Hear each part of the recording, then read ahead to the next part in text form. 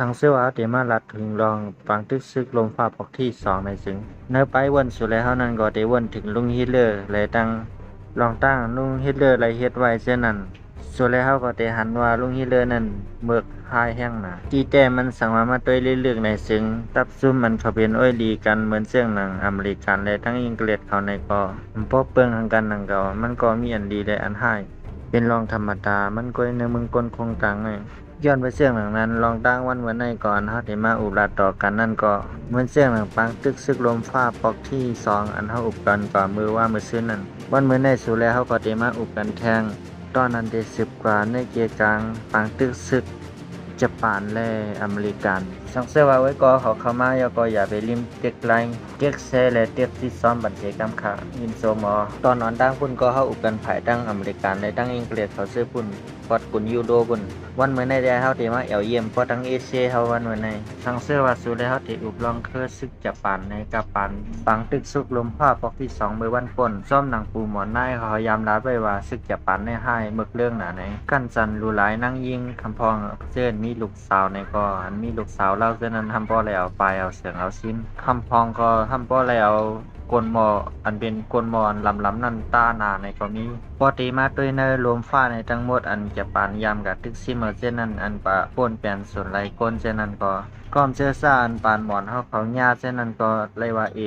มังอยู่มันเสี่ยงว่าตอนเมืองเขได้เมืองโคเรียเขาจะในหญ้าเฮาแห้งหรือสิเฮาก่อนอันนั้นเป็นสภาวะของผู้ขวากนาซึกแซ่เลยว่าเป็นกัปตันญี่ปุ่นในก้อยกัปตันนอนตั้งนั้นมันก็มีอยู่ถึงที่ว่าญี่ปุ่นได้เป็นภายเป้ปังตึกซึกลมฟ้าในเสตาก็ซ้ำหนังโดยอันเฮาอุบกันกว่ามือตอนนอนตั้งนั้นอันอเมริกันและอังกฤษเขาเอาแดนดินเมืองเขปันที่ญี่ปุ่นนั้นเฮ็ดให้เขเขาซ้ำพวกกวางลงกว่ากำนึงโหเฮียแลเป็นป่าเชื่องในล่ะห้ำตั้งที่เขเขาก็เป็นภายเป้ปังตึกอยู่เหมือนกันก้อยกาวาภายญี่ปุ่นนั้นถึงที่ว่าได้ไล่แดนดินป่าในเฮตาก็ก้อยกาวาญี่ปุ่นอำพันไสย้อนเพราะว่าอำเป้งป้อมันเชื่องน่ะอันกลางไสเขาแค่ไรนั่นย้อนไปเชื่องหนังนั้นเฮแลเฮ็ดให้ญี่ปุ่นไล่ชอยถอนออกไปเป็นได้ปางกลุ่มนั้นอันอังกฤษและอเมริกันปันแดนดินที่ญี่ปุ่นนั้นในก่อนใส่ว่ามันเฮ็ดดีต่อญี่ปุ่นหรอย้อนเพราะว่ามันมุ่งหันว่าญี่ปุ่นเมื่อขิงขายามนั้นก็อยากเปิ้กับภายทั้งบนญี่ปุ่นได้เลยว่าแก่นแข็งเดือสิเปิ้นหมดบ่ทั้งเอเชียน่ะย้อนเพราะว่าอังกฤษและอเมริกันเขาหันว่าญี่ปุ่นได้ที่มีพรดีตาเขาวันตั้งนาไหนก็หังมันได้สั่งเอาแดนดินปันที่ญี่ปุ่นมันก่อมใจหังหนังเก่าเป็นพรปุนปังปุนตาอเมริกันและอังกฤษเขาก้อยถึงที่ว่าฝ่ายอังกฤษและอเมริกันเขาได้เฮ็ดดีต่อญี่ปุ่นซึ่งนั้นในเฮตาก็ก้อยก็ว่าเขาก็ฟังสติอยู่ตาเสเรือเซนั่นก็ทำไปตำวังมาปักเปิงปุนตาญี่ปุ่นดังคือญี่ปุ่นเต็มสร้างควักนาลินเต็มสร้างควักแลนดินนั่นวางมาปักเปิงปุนตาญี่ปุ่นอยู่2ข้อที่1ญี่ปุ่นเต็มได้มีกองทัพใหญ่เรือเซอเมริกัน3ใน5 2จิไลนับย้ำลองรอเลี้ยวจึงเมืองเขบุนดาเฮตัดไว้ญี่ปุ่นนั่นคือญี่ปุ่นเต็มสร้างควักนาลีนั่นสั่งจะเจืองนั้นมันดังนามาอิงกฤษและอเมริกันโกว่าญี่ปุ่นได้ที่แห้งใหญ่หรือเสเก่าย้อนไว้เจืองนั้นและจังหากุลอกกุปายบุนดาเฮหามญี่ปุ่นนั่นนะสั่งซื้อว่ารัดง่ายๆรัดซื่อๆในก็เมื่อแก้แขนไหลอยู่ก็เมื่ออย่าไปป่นแป้นป่นนาก่อนน่ะคำนาคำตากันแห้งแหลมไหลย้อนไปว่ากิ่งขายยามนั้นในป้ายวนเหมือนเรื่องหนังอเมริกันวัดกลานาเปิดเขาในเขาหันว่าก้นเอเชียเขาเนี่ยเป็นก้นแทงสั้นทานหนึ่งอันใดไรมาอยู่ภายใต้พ่องงำเขาโตสูก็เล่งๆไอ้โหสูก็ลำมันก็สุดเดชเฮ็ดหังไรย้อนไว้เสียงหนังไรเลยเฮ็ดให้กว่าซับอกเตอร์ใส่ไว้ก้นจับปานเขาเฮแล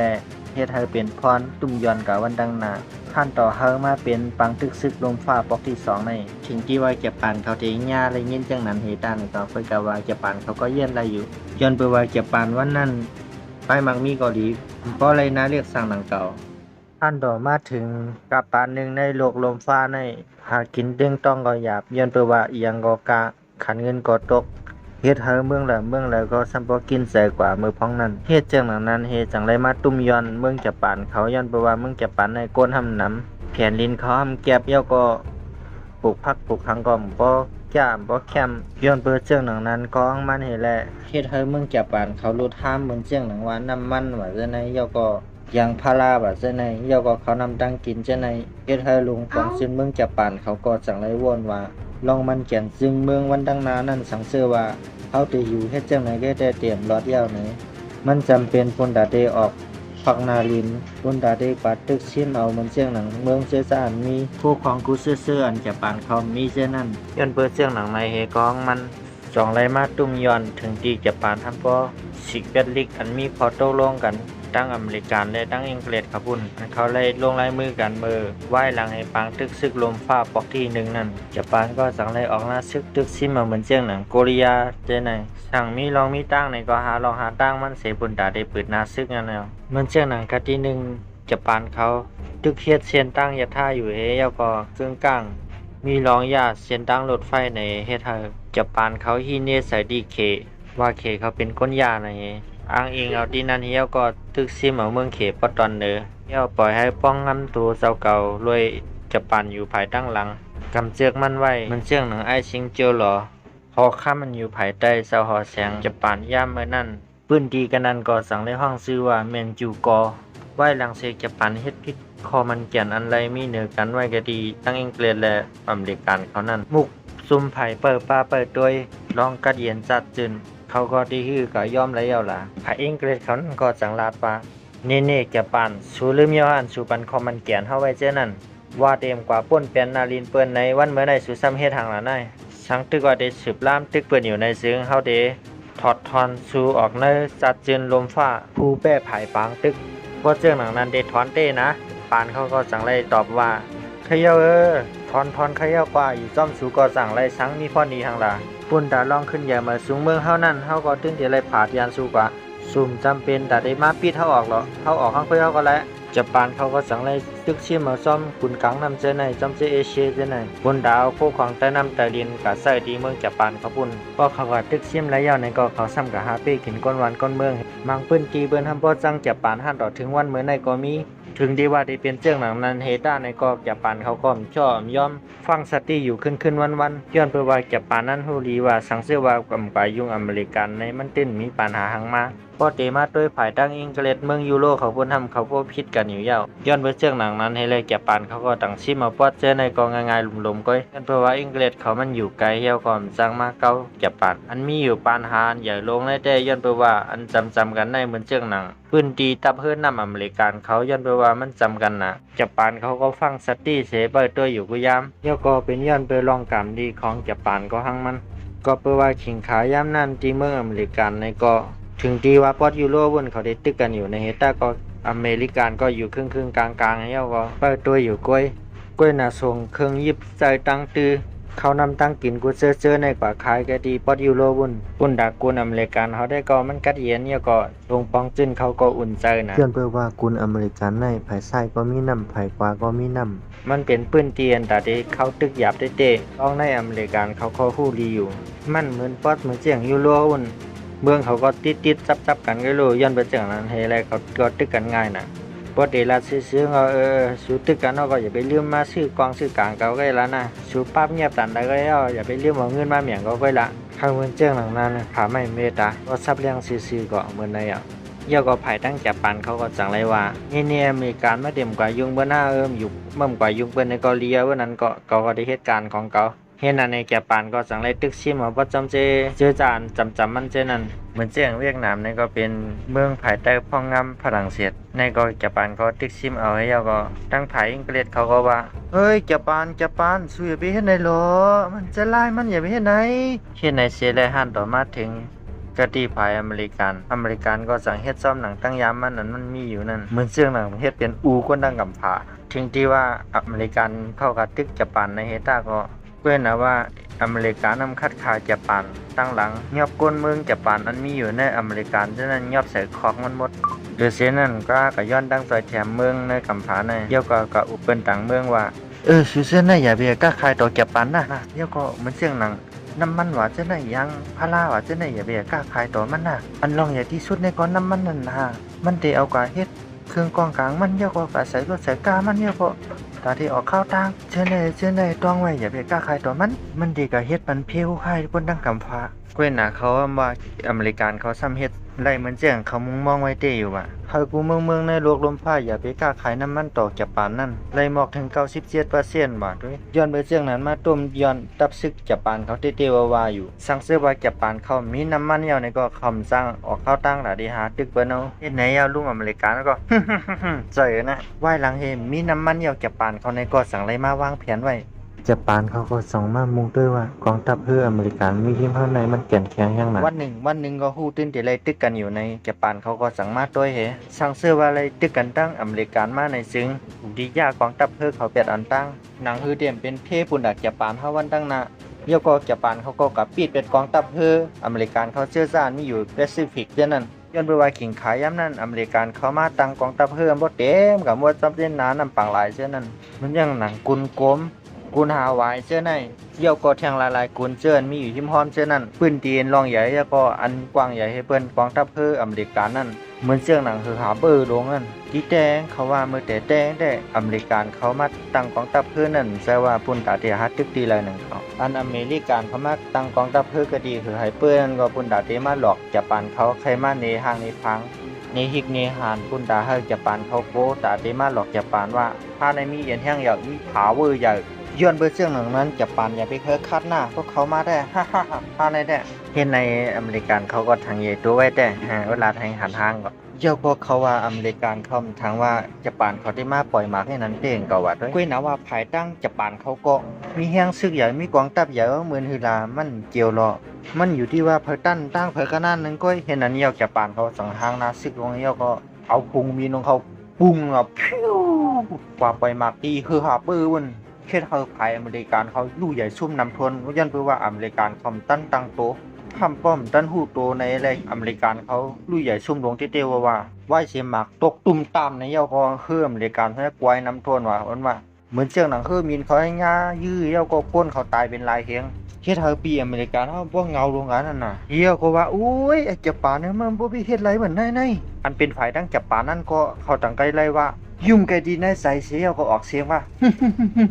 ฮาในจึกอเมริกันแล้วในว่าฮาในโอ้ขัดเซเว่นในเฮาใน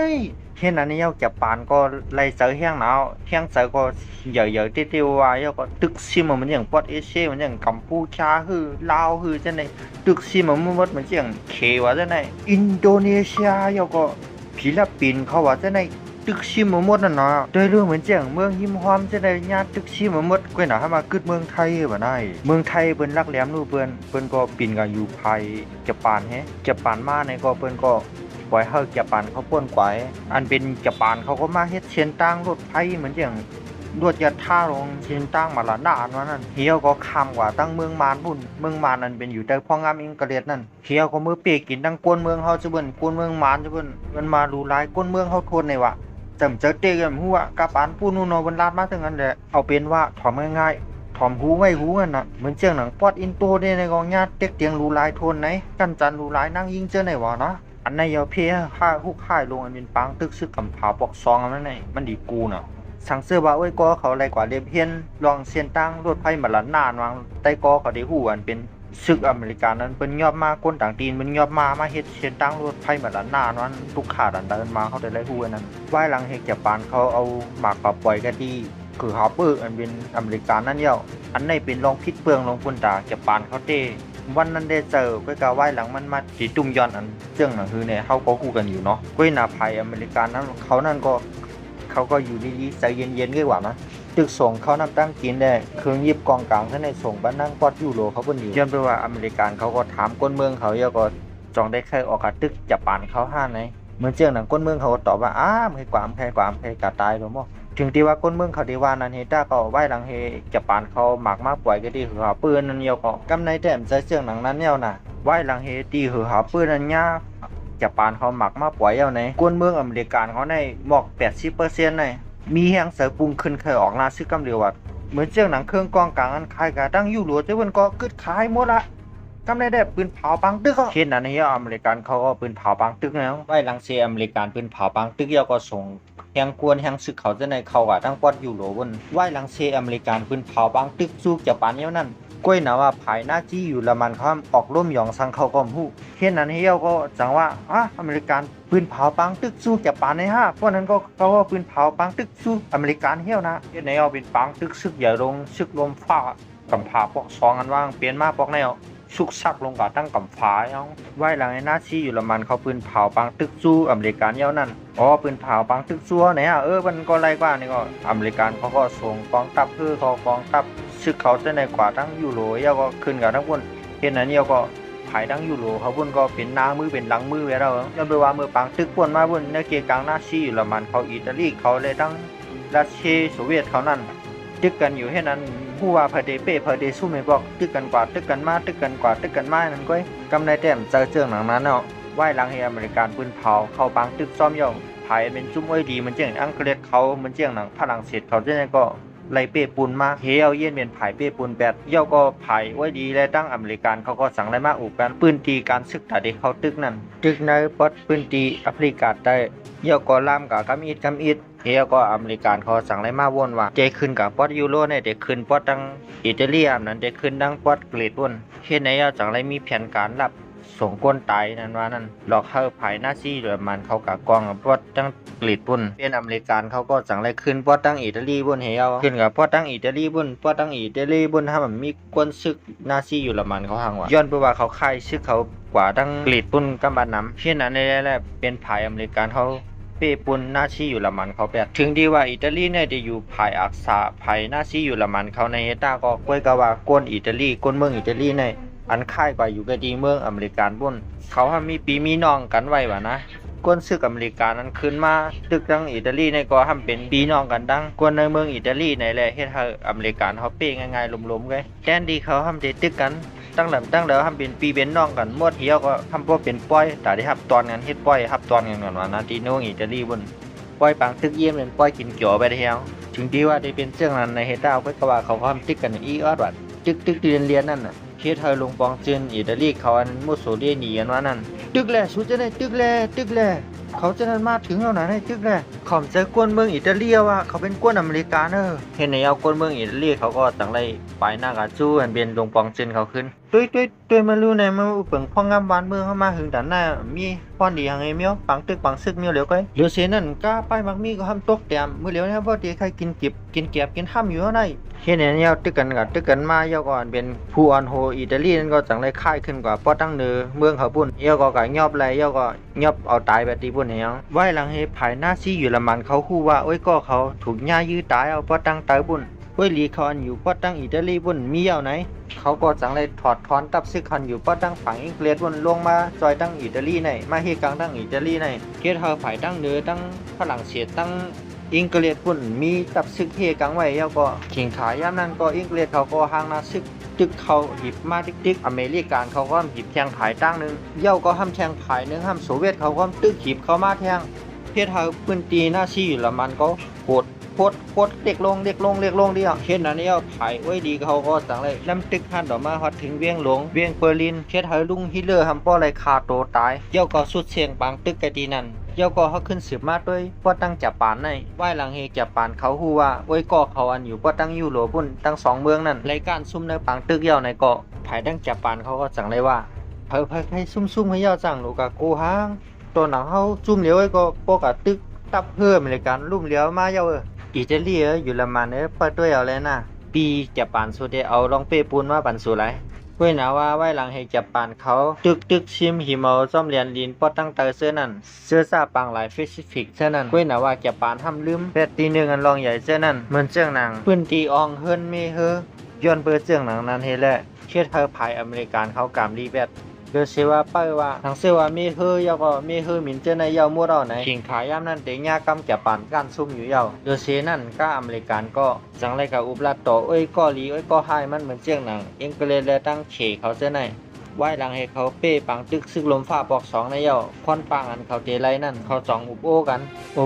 เตรียมมือปังตึกซึกลมฟ้ายังใบสุดเสียงนั่นก่อนเหมือนเจียงหนังว่าปืนตีไรเป็นทั้งเผยปืนตีไรทั้งเป็นทั้งเผยเขาเบิดแจกกันไว้อันตั้งเยาว่าในเมืองไหลก็ เหมือนเสียงหนังว่าสังเฮาเป้ปังตึกซึกลมฟ้าในยาวไหนเฮาก็ได้ขึ้นเมียงขึ้นแดนดินเตียนจะปานตึกซิมาว่าแบบแดนดินเชื้อสานเป็นคู่ของเขเจ้านั้นเฮาได้เมียงขึ้นมั่วๆเด้อไหว้หลังให้ได้ตึกกันดังจับปานเอากำแน่เฮ็ดดีต่อเขเอารู้ๆเฮ็ดนั้นให้เฮ็ดเฮาเขเขาทำบ่มีแฮงใส่ปุ่นใดตึกขึ้นจับปานนั้นเยาก็เขาสั่งมาแจกนาทีปุนพรกันเฮเขาแขในกะโฮมซึกกันดังอิงกะเลเทียวก็ตึกจับปานปอดตอนมันเสียงหนังเมืองมานฮือเมืองใต้เฮาเสียไหนเยาก็เวียดนามเสียไหนเยาก็แทงภายหนึ่งตั้งจึงเมืองโซเวียตทำตึกมาภายเนื้อปอดตั้งเมียนจูโกอันวางเยาก็อเมริกันทำเตตึกภายตั้งออสเตรเขาชื่อฟิลิปปินส์เขาเสียไหนเยาก็ได้ตึกหิมมาขึ้นเหมือนเสียงหนังกุนแปซิฟิกอันจับปานเขาหิมกว่าเจ้านั้นจับปานนั้นก็เดือเจ้านั้นอเมริกันเขาได้ก็จัดการไว้เขาจับปานย่อมการซึกปันจะดีอเมริกันใช่ว่าก็ย่อมการบันตั้งไว้ลีเขาพุ่นเฮ็ดนั้นให้เลยมัน2อะไรมีลองซ่อนเงินซ่อนงานมาตั้งหลายเฮ็ดเฮาอเมริกันทางเทอมไว้ลีเขาในจุ่มนั้นจุ่มหนึ่งจุ่มนั้นก็เป็นโซเวียตนั่นน่ะย้อนไปว่าในจุ่มไว้ลีดังเสียงไอ้เปิ้นอุปเปิงพ่องงำเลยฝ่ายดีโมคราซีก้อยน่ะว่ามีโซเวียตเมืองเหลียวก้อยอันพ่องงำเลยเชียนทางคอมมิวนิสต์หรือสีนั่นกล้าสั่งว่ามันเลยมาอุปเปิงพ่องงำปอตอนเจอไหนมันก็ได้เป็นเพ่ให้แห้งคนด่าเฮาวันดังนะย้อนเปือว่าซึ่งนั้นเฮอเมริกันก็สั่งเลยหากุลกูป้ายแต่เฮาจะปานนั้นยอมการบันก็ดีเมืองอเมริกันไว้หลังให้อเมริกันเขาเลยมวนเมเฮอเขาเจอไหนยาก็คือวินเขาเจอไหนไล่ลีขึ้นมาอ่ะเขาก็สั่งเลยขึ้นตึกซิมเอาซ่อมกุนกลางน้ำเจอนั่นหิบเข้าจู้เมืองจะปานกว่าดิกๆถึงที่ว่าอเมริกันเขาได้เฮ็ดนั้นเฮ็ดได้ในก็ก้วยนะว่าจะปานเขาก็ยอมซุ่มยอมกันง่ายๆเฮ็ดเจิงหลังนั้นเชจังไรมีตับซุ่มหนึ่งในจะปานนั้นมีชื่อว่าคาเมคาเซ่กวนหัดตึกหัดตายจองแล้วพุงเฮอมินเข้าบัดตึกอเมริกันจุนนิดจุนตายมีหมักกว้างเอาเฮอมินเนี่ยก็ปรุงใส่เอาเฮอมินเขาฮอกอันนั้นปรุงใส่อันเป็นอเมริกันเขาเจอนั่นชื่อคาเมคาเซ่อันนั้นในก็มันลูกกะติมาเมื่อนั้นมีตับซึกโกเรียและมงโกเขาโฮมกันเหี่ยวก็หมอก200,000ปลายได้มาตึกกันดังจับปานมือพ้องนั้นเฮ็ดให้จับปานเขาเป้ปูนเป้ปังตึกนั้นย้อนไปว่ามีลมลงมาท้องใส่เฮอซึกมงโกและตั้งโกเรียเขาเจอนั่นเฮ็ดให้กวน200,000ปลายล่มจมแนะนำก่อนกันจมน้ำตายตั้งน้ำตั้งหลายบอกนั่นจับปานเขาก็จังได้ห้องว่าอามิกาเซ่ในความหมายมื้อน่ะใต้เขาก็ลมถอดลมเมียดนั่นเฮ็ดในแรกจับปานเขาก็จังแล้วมาตั้งชื่อตับซุ่มเขานั่นเดี๋ยวก็มาใส่ในปางตึกศึกจับปานและตั้งอเมริกันในถึงที่ว่าจับปานเขาได้เฮ็ดนั้นเฮ็ดได้ในก็ค่อยก็ว่าเอาเป้ไรเหนือกองทัพศึกอเมริกันเขาหรือเช่นนั้นก็อเมริกันเขาจังไรฮอกองทัพเฮือเขาเลยกองทัพเฮือมินเขาล้ำตึกมาหันต่อถึงก็ดีแองปางลายโอกินาวะมาฮอดถึงก็ดีกองทัพเฮือใหญ่ที่สุดในกองทัพเฮือจับปานเขานั่นถึงที่ว่าอเมริกันเขาได้เฮ็ดนั้นเฮ็ดท่านต่อถึงกันนั้นในเซตาก็ก้อยก็ว่าจับปานเขานั่นยอมการง่ายๆย่อมการซุ่มละเฮ็ดนั้นเลยอเมริกันเขาก็สั่งไรมีของเรียนมาอันเตเป็นเพฮุกหายแห้งหรืออันเนอร์กำฝาในยามีมาสีปอกย้อนไปว่าอเมริกันเขาเลยก็จำเจอมาตัวเยาอันนั้นก็เป็นหมากลงนิวเคลียร์ในมันแห้งเยอะนะเฮ็ดให้กวนกำเหนียวกันในกวนตายเป็นหูเสียนนะเจ้าก็ปล่อยลงมาตุ้มกะติฮิโรชิมะงานาซากิเฮ็ดให้กวนเมืองจับปานเขาลู่ตายตั้งน้ำตั้งหลายเฮ็ดให้จับปานเขาลู่ใหญ่ซุ่มลงอันในลูกลมฟ้าเขาในยามีเผอหูพันมาก่อนถึงที่ว่าได้ให้แห้งแต่นั่นในเซต้าก็อยู่ปังตึกเตสุดเสียงเยาไหนเพื่อกะว่าเป็นเจ้าหนังนั้นย้อนไปว่าในพื้นที่ปอดเอเชียเขาเนี่ยจะว่ามีจับปานเมืองเดียวก็อันเขามีอำนาจเขาเป็นใหญ่นั่นเมืองนั้นก็เป็นเมืองโซเวียตนั่นเยาอันปีอเมริกันเฮาวนเยาก็ตอกซื้อไว้แต่เมื่อเช้านั่นเหมือนเจ้าหนังซุ่มไว้ลีเหมือนอย่างอังกฤษเขาฝรั่งเศสเขาเจ้าไหนจานเขาเลยกะชิเมืองเปิ้นมาเจ้านั้นเขาก็ขึ้นปันเมืองเปิ้นหั่งผาหั่งมันเว้ยน่ะว่าโซเวียตในห้ำเหมือนเจ้าหนังนั้นเอาไว้เป็นหั่งมันหมดย้อนเบอร์เจ้าหนังนั้นได้อเมริกันเขาก็กลัวว่าโซเวียตในเขามาตึกซิมเอาเมืองจับปานเฮกลัวอะไรเป็นเพให้ลงตาวันเมืองน่ะอเมริกันเขาก็ไม่ใจเต้ๆย้อนเบอร์เจ้าหนังนั้นอันที่จับปานยอมซุ่มยอมการนั้นก่อมจะว่าย้อนเปว่าหมักนิวเคลียร์เมียวเหลียวก้อยย้อนเปว่าขิงขายย่ำนั่นโซเวียตเขาคอมาปืนเผาปังตึกสู้จับปานแทงในเฮตั้งหนึ่งเฮ็ดให้จับปานเขามีตั้งตึกตั้งตันและเขาสั่งและย่อมกันเปิ้นตึกกันมาเจเมื่อไรเมื่อหลีเปิ้นก้อยน่ะว่า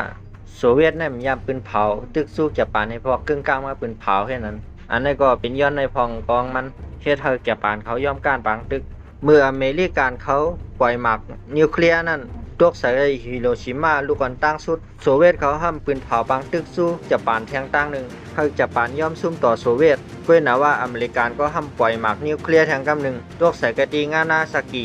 ให้จะปานมาย่อมการซุ่มต่ออเมริกันเฮ็ดนั้นเสหิมกันไว้อยู่ย้อนเปิดเจื้องหนังนั้นมันก็สังไรเป็นเก้าเงาต่ออันเดก็เกิดเปลี่ยนมาปางตึกซึกเย็นอันว่านั่นก็ข้ามาสูงปุ่นดาวันเมื่อไหนม่อนๆขาไว้ก็เขาอย่าลืมเตียกติดซ้อมเตียกไลน์เตียกแชร์บันเสกำขามาสูงกูก็ค่ะม่อนๆออก